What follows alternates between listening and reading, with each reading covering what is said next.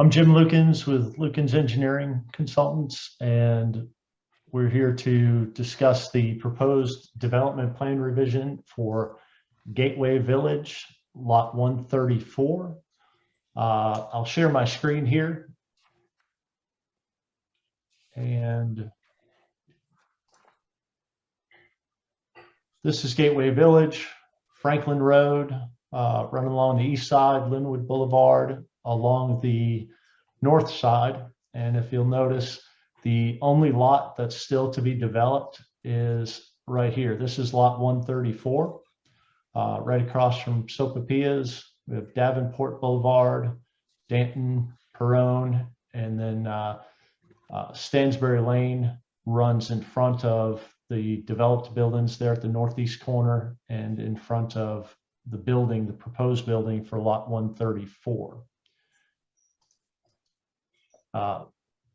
This is a project it's already approved. It's a 3-story mixed-use development with multifamily and commercial and restaurant space. It was approved in 2019 for construction, and the developer has, in lieu of the changes in the marketplace and everything due to COVID, they are going to change the unit mix around. And currently, the Gateway Village is approved for 402 units, residential units overall, and 348 of those are already built, which leaves 54 units available for lot 134 to build. And we would like to build 60. So we're having to get a development plan review done to increase the number of units from 54 to 60, which is 6 units. There will be 11,800 square feet of commercial space that will be on the first floor facing Franklin Road, and there'll also be a 3,400 square foot restaurant. And that's what we're going through. We have to, as part of the board of mayor and alderman process, we have to introduce this to the community to give you the heads up and the knowledge that this is what's planned and this is what's going on. So that's what this meeting is an information session, and you can ask questions later. We'll try to get you answers to them. The process is, after this meeting, we will submit the development plan application to the city. It'll be a development plan application and a zone change application. The zoning is simply, and the development plan is simply to increase the units by 6. That'll go to the planning commission and then to the board of mayor and aldermen before it's approved. So the project, I'll try to share my screen again here.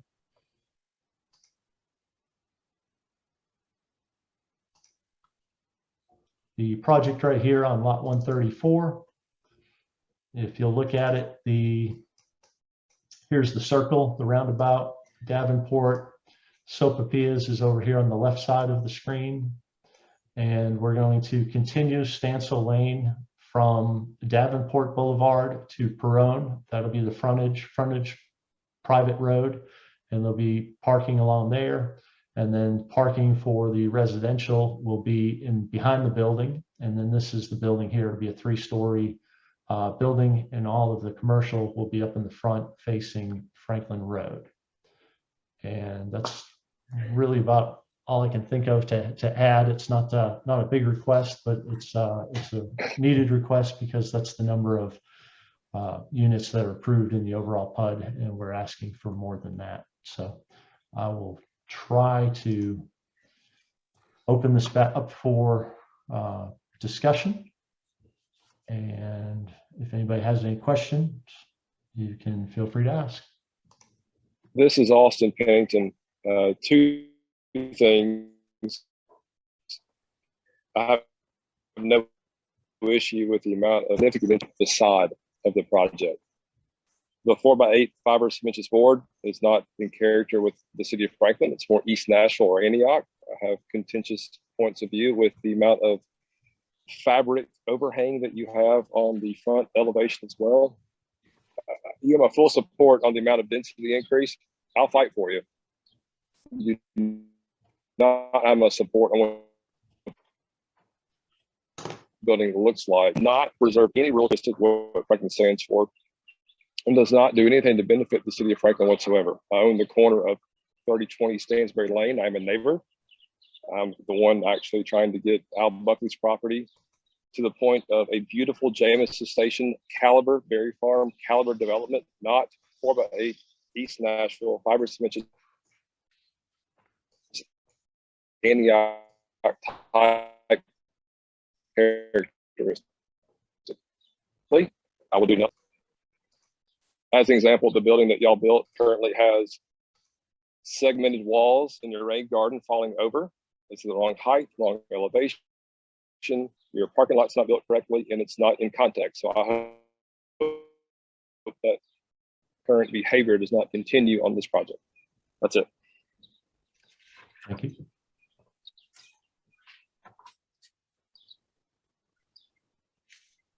Austin, just to recap that, your signal is going in and out a little bit, but you had issue with the materials that on the architectural elevation drawing that are going to be used, and you're concerned with the technicals of, yes, the way, if the current construction continues on your current building that you have unoccupied next to mine, there's no landscaping between your sidewalk and the front facade of your building. Your parking lots are not built correctly, and your retaining walls in your rain gardens are also failing. That is not the characteristic of the type of building that city of Juliet, Lebanon, anywhere other than the city of Franklin. There's nothing in characteristic with it. I understand Michael Hinman improved it for y'all, but by no means helped it. So I would hope that y'all would take in consideration the rural characteristic of that area of Franklin and where it is today, and help further Franklin, which I am born and raised in. I'm a sixth generation Franklinite, a sixth generation Belmedian. I help improve neighborhoods and not take them down. And this project on its front facade, that's my only gripe on this. If it looked like the front facade of Jamison Station, this is no issue to me at all. Okay, thank you. But I would like to help guide the technical aspect of it. I'll help support you, Franklin, because I'm trying to do the same thing across the street on Al Buckley's farm, but in a nice characteristic. Okay, thank you. Are there anybody else have any more questions? Or not many people know about this meeting. Share the same concerns that Austin does. I like the idea of my name is Michael Soares, of the concept, but the architectural style is something you'd expect to see along Melrose or East Nashville, 12th South. It's not consistent or in character of the neighborhood. I think one of the concerns I've had with this Gateway Village development is that it's kind of been a hodgepodge of developers that have kind of come into this neighborhood, and there's not been a consistency of development. And I'd like to see some consistency, and I don't think it's consistent with the Franklin community. I love the idea of having retail downstairs, and I'm fine with the additional use of residential, but I think the facade, I share the similar concerns that Austin does. And I've been one of the original townhome owner in the community for many years, but I'm excited that lot is going to finally be utilized, but that was my only concern when I saw the architectural plans. So if maybe some consideration will be taken into account in the design of the facade. So anyway, that's my only concern. That would be my only comment. Thank you. We'll definitely raise that to the developer, and obviously we're having to go through the city and city's review and everything too for what gets submitted. So we'll take. They're only looking at it as technicalities of percent. They're not looking at it as architectural style and quality. So that's up to the developer to be very clear about that. Okay. Meeting the standards does not mean it's City of Franklin. Okay. Thank you. This is Jerry Curtis. I've taken over from the other architects and trying to, make these things work. And one of the comments that I know that Franklin's going to have is that the Franklin code does require 75% of the facade that faces Franklin Highway and the side streets on Perone and the other side to be masonry. Mr. And Curtis, 4x8 sheets of fiber cementous board does not count as masonry. It does on a technical standpoint, but not on the aesthetic standpoint. that's what I'm telling you. I know that. They've told me that before, and that, you know, I inherited these elevations, and Then you I all agree- should have I agree disclaimed with that you. this was not correct up front. There are a lot of city people behind me on this. Okay. The fiber cement board and batten will go. It will be gone. Okay, because I know the city of Franklin won't approve it like this. So I'm with you. I appreciate your support. And as the architect now of record that's I would inherited. love to get back person and offline. Say again? I'm glad to work with you. I'm glad to work with you politely, wonderfully. I'm on your side. Just make it look like Okay. Jameson Station. We're on the same page. Okay, and Jameson Station is right across the street? It's Jameson Station. It's the factory in Franklin. It's right across the street. Oh, yeah, So we're yeah, across from the front. I know exactly where it is. Franklin. Okay, all right. Yeah, also, we'll definitely raise these issues to the developer and Okay. see what they want to do with it. But I appreciate your comments. Well, I'm speaking for a lot of people who understand that. Okay. Alan Sims asked a question on the comment board of why the additional units. Basically, just the unit mix that the developer finds most necessary to be able to fill the space. There's not as much demand for office space or retail as there was a year or two ago, and they're just getting a couple more units. Also planning to go with more one-bedroom units than two-bedroom units from when you compare the existing approved plan to this proposed plan. I should suggest it's the same square footage, not density count. You're just changing up your density, but you're keeping your square footage as close to the same to help your cause. It's the same building footprint as previously approved. Like I said, I'll be your best putting more friend. I'll units. teach you how to do this better. Thank you. Any other comments or questions? I'm April Eaton. Like Michael Soares, I've been a long-term resident here in the community. I don't know anything about the architectural look of stuff. I'll let Mr. Pennington and Mr. Soares lead that fight. But I do have a question about more. And I will say that I'm glad that that our area is being developed. But I do have a question about transportation in and out, the flow of traffic in and out of the neighborhood with the different additional units and the additional businesses. And right now we have no lights at any of those areas in and out of the neighborhood. Just what your anticipation is as far as traffic flow through our neighborhood, whether we'll be able to get out onto Franklin Road with the additional units, that kind of stuff. April, I'll help you with that one because I probably have more knowledge base than anybody in this phone call. So with the continuation of Franklin Road being developed at its current right now, the traffic lights and the construction that you're seeing at present will absolutely change to the betterment to make everybody's life. Again, I'm there every day like you are. So when the construction of Franklin Road is completed, the 60 unit count will not matter. It will have no impact on your traffic. The increase of capacity on Franklin Road far exceeds 60 units here. You put 1,600 units on this road and not see any difference in traffic. So you're gonna be just fine. And for the record, I have nothing to do with this project. I just know the statistics about Franklin Road and this intersection very well. Thank you. Yeah, it's hard sometimes making that left, so I go the long way around to get out to the road. Oh, totally. But it's just mostly for the construction at this point, for sure. And the additional lights we're adding right now will greatly help all of this. Thank you so much. I'm also not on the KVD payroll either. You have a question regarding the residential units on top.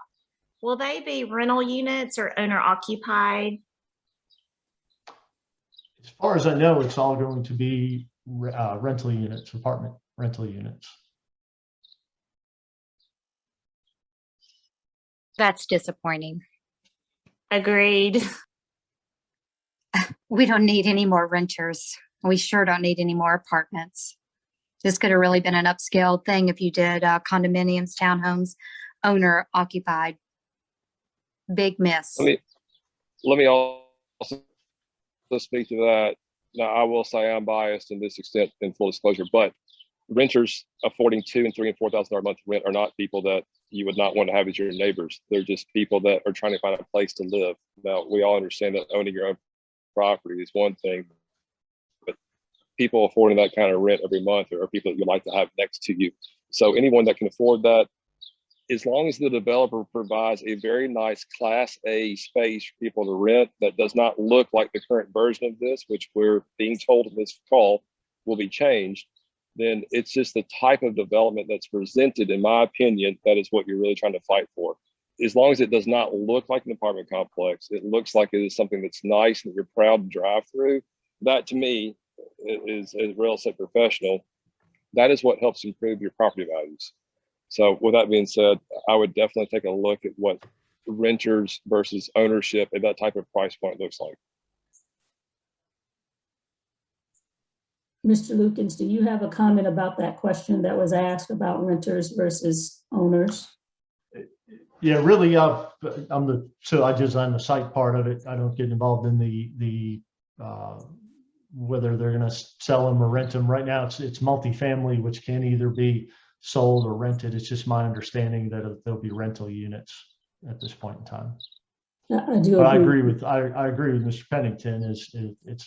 If it looks nice and the rents are going to be more than likely high, and I don't know what the rents would be set at, but they would be high rents and looking nice have no correlation. You can have high rents and a bad product. Let me be very clear on this. If it does not look like it should, I will help lead the charge against this. It needs to look like a proper, nice, a continuation of the building on my corner and a touchstone building behind me. Not Sopapia's BS with fake EFS and all the other stuff on it.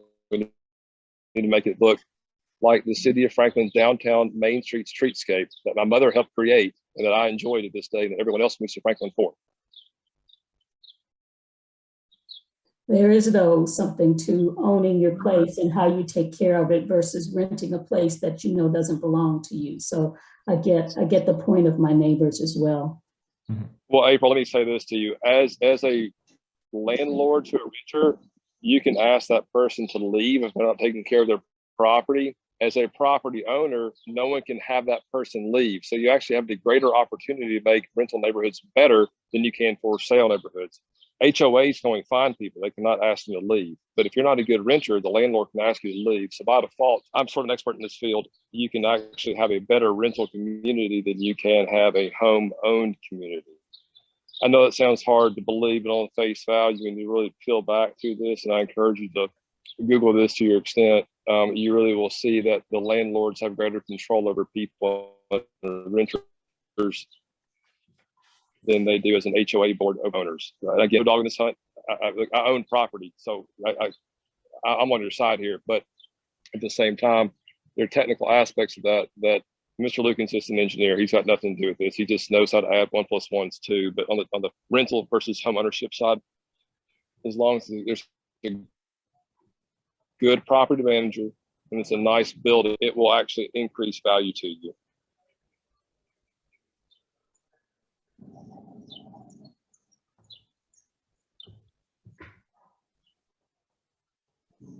Any other questions? Comments from the city? Pretty much all. All right, I think a copy of this, it says it's recording, so a copy of this should be available on the city website if anybody missed it or wants to share it. Thank you for participating and thank you for your comments, and we'll pass those all on to the developer and see where we come out. And I would love to see a proper site plan on this, make sure that the same faux pas on the current building don't exist in this current building. Okay.